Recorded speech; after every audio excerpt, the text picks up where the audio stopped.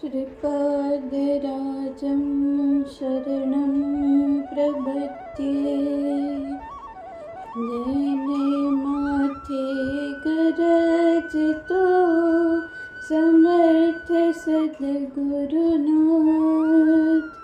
तेने चिंता पार न ए बने अनाथ।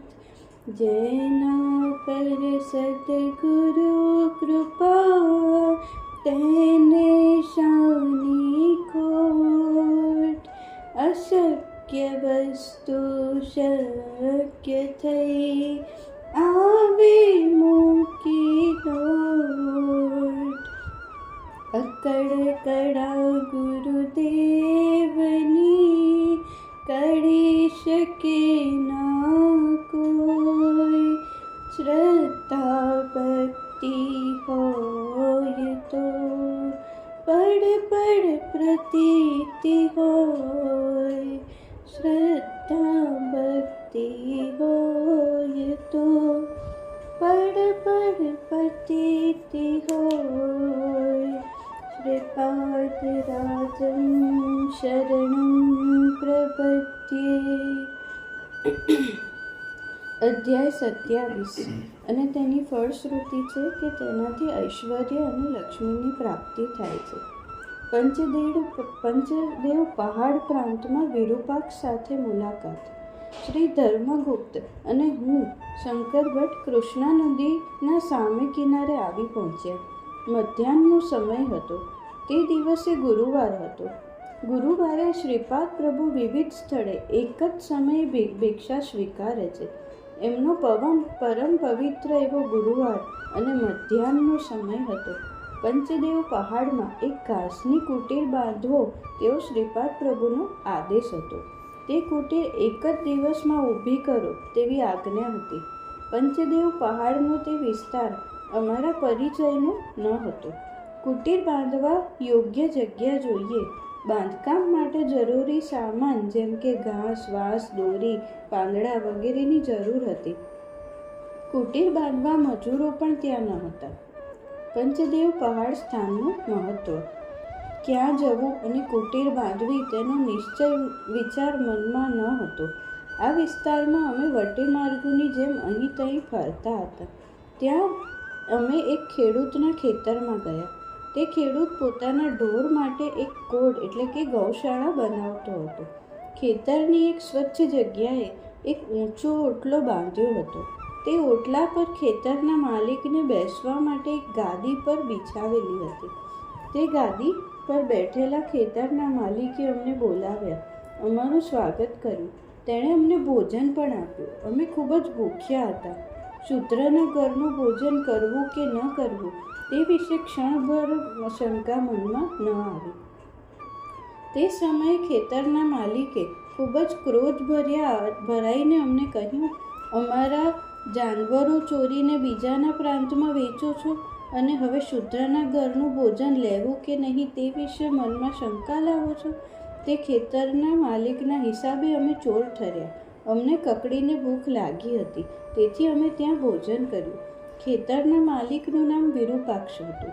અમારું ભોજન થયા પછી અમને બંનેને એક ઝાડ સાથે બાંધવામાં આવ્યા. મેં તેમને કહ્યું, હું એક અત્યંત ગરીબ માધુકરી માગીને જીવન નિર્વાહ ચલાવનાર બ્રાહ્મણ છું. મારી પાસે બિલકુલ ધન નથી. અત્યંત દીન વચનોથી મેં મારી મજબૂરીની રજૂઆત કરી. ખેતરના માલિકના માણસો ધર્મગુપ્ત પાસે ધન હશે તેમ માની તેને ધન હરણ કરવા માટે તેની પાસે ગયા.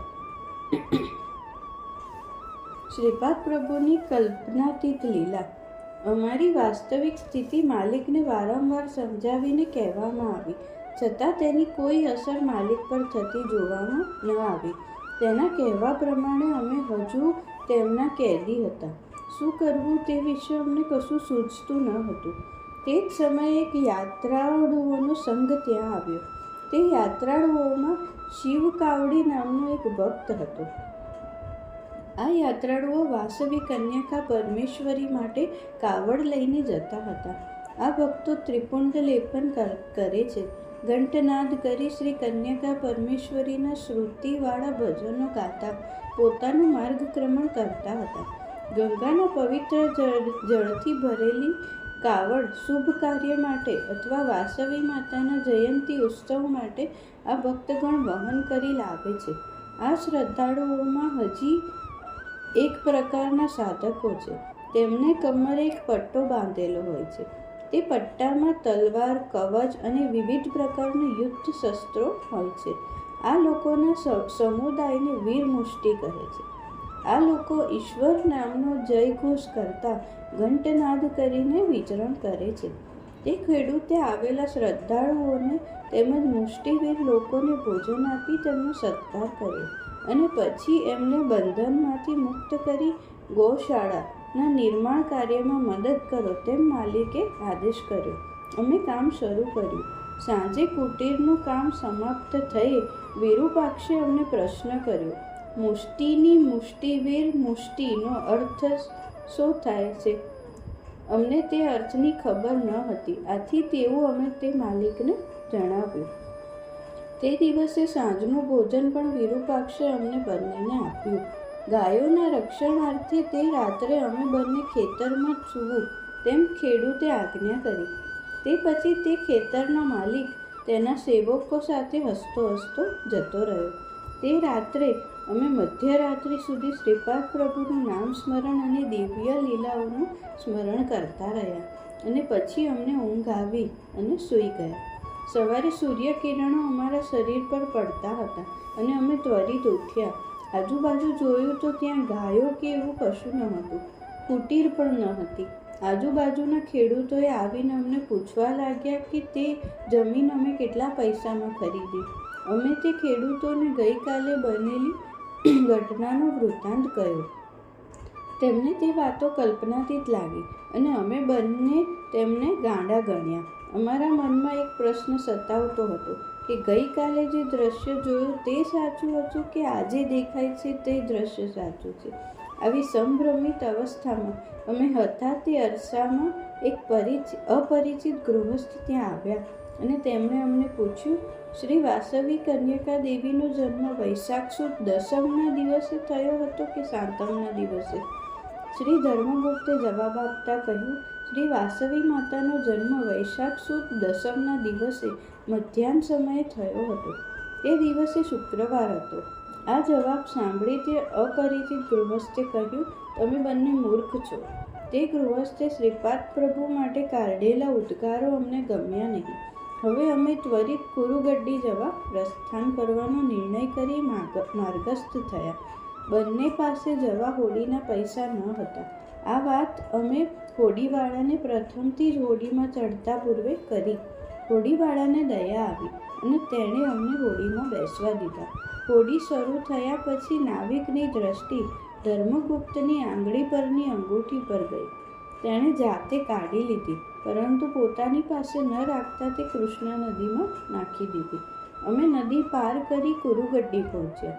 તે સમયે શ્રીપાદ પ્રભુ કૃષ્ણા નદીમાં સ્નાન કરી સંધ્યા સમાપ્ત કરી તપશ્ચર્યામાં બિરાજમાન હતા. અહીં અધ્યાય સમાપ્ત થાય છે. શ્રીપાદ પ્રભુનો જય જયકાર હો. અધ્યાય 27 સમાપ્ત. શ્રીપાદ રાજન શરણં પ્રપદ્યે.